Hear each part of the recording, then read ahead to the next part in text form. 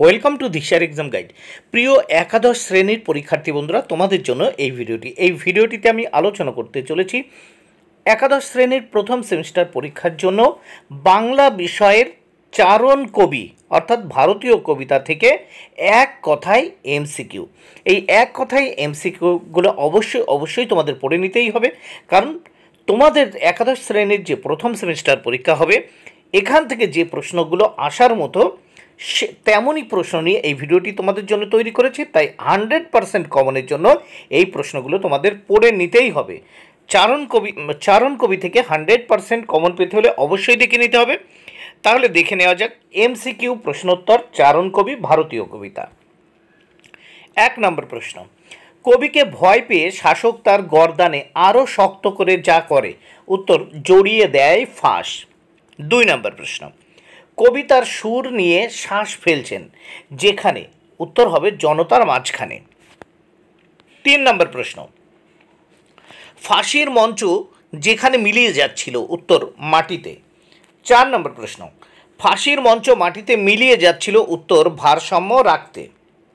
5 নম্বর প্রশ্ন, ফাঁসির মঞ্চ মিলিয়ে যাচ্ছে মাটিতে উদ্ধৃতাংশের মধ্য দিয়ে যা বোঝানো হচ্ছে, উত্তর অত্যাচারের অবসান।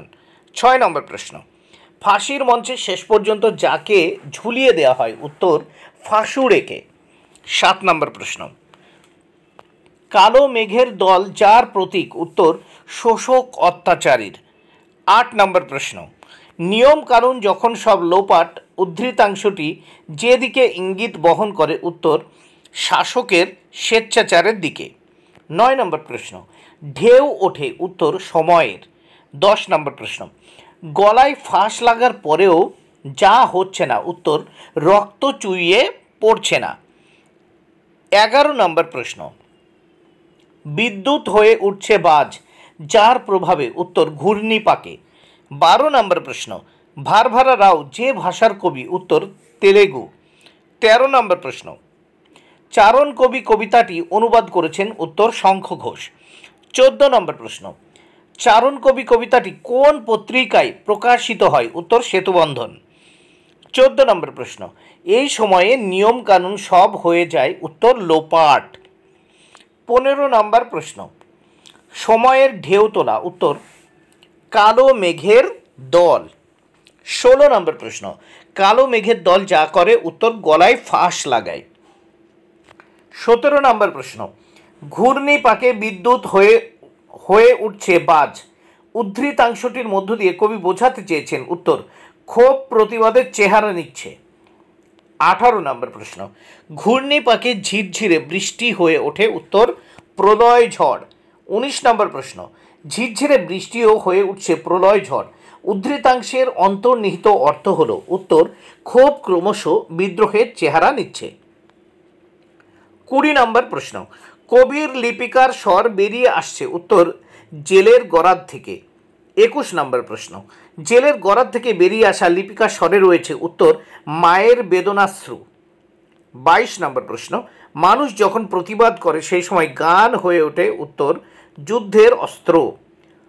23 নম্বর প্রশ্ন, কবিকে তখন ভয় পায় ওরা, এই ভয় পাওয়ার ঘটনা ঘটে যখন, উত্তর গান যখন হয়ে ওঠে যুদ্ধেরই অস্ত্র। 24 নম্বর প্রশ্ন, গান যখন হয়ে ওঠে যুদ্ধেরই অস্ত্র, এই যুদ্ধের লক্ষ্য, উত্তর বৈষম্যের অবসান। 25 নম্বর প্রশ্ন, গান তখনই যুদ্ধের অস্ত্র হয়ে ওঠে যখন কাঁপন লাগে জিভে। 26 নম্বর প্রশ্ন, যখন কাঁপন লাগে জিভে কথাটির অর্থ হলো প্রতিবাদের উচ্চারণ। 27 নম্বর প্রশ্ন, কবিকে ভয় পেয়ে শাসক, উত্তর কবিকে কয়েদ করে রাখে। 28 নম্বর প্রশ্ন, কবিকে তখন ভয় পায় ওরা বলতে যাদের কথা বোঝানো হয়েছে, উত্তর অত্যাচারী শাসক। 29 নম্বর প্রশ্ন, চারণ কবি কবিতাটি কোন ভাষায় লেখা, উত্তর তেলেগু। 30 নম্বর প্রশ্ন, ফাঁস লাগাচ্ছে গলায় বলতে কবি কি বুঝিয়েছেন, উত্তর বাক স্বাধীনতাকে খর্ব করা। 31 নম্বর প্রশ্ন, কাপড় লাগে জিভে বলতে এখানে বোঝানো হয়েছে, উত্তর কবি সরব হয়ে ওঠেন। 32 নম্বর প্রশ্ন, ঝিরঝিরে বৃষ্টিও হয়ে উঠেছে প্রলয় ঝড় বলতে কবি কি বুঝিয়েছেন, উত্তর সামাজিক শোষণের জর্জরিত কোণঠাসা মানুষও প্রতিবাদের সরব। 33 নম্বর প্রশ্ন, মায়ের বেদনাশ্রু বুকে নিয়ে অংশে মা হলেন, উত্তর দেশমাতা। 34 নম্বর প্রশ্ন, কবি ভারভারা রাও এর সম্পূর্ণ নাম কি? উত্তর পেন্ডালা ভারভারা রাও। 35 নম্বর প্রশ্ন, চারণ কবিতায় কোন মঞ্চের কথা বলা হয়েছে? উত্তর ফাঁসির মঞ্চ। 36 নম্বর প্রশ্ন, ফাঁস শব্দটি চারণ কবিতায় কতবার আছে? উত্তর 2 বার। 37 নম্বর প্রশ্ন, ফাঁসির মঞ্চ কাকে স্পর্ধা জানাচ্ছে? উত্তর মৃত্যুকে। 37 নম্বর প্রশ্ন, কে বাতাসকে মুক্ত করে দেয়? উত্তর সুর। 37 নম্বর প্রশ্ন, যখন সব লোপাট, এখানে কি লোপাট হওয়ার কথা বলা হয়েছে? উত্তর নিয়ম কানুন। 38 নম্বর প্রশ্ন, কয়েদ করে তাকে কাকে কয়েদ করার কথা বলা হয়েছে? উত্তর কবিকে। বন্ধুরা, ভিডিওটি ভালো লাগলে অবশ্যই লাইক কমেন্টে শেয়ার করো। Thank you very much. Keep watching my channel and my video.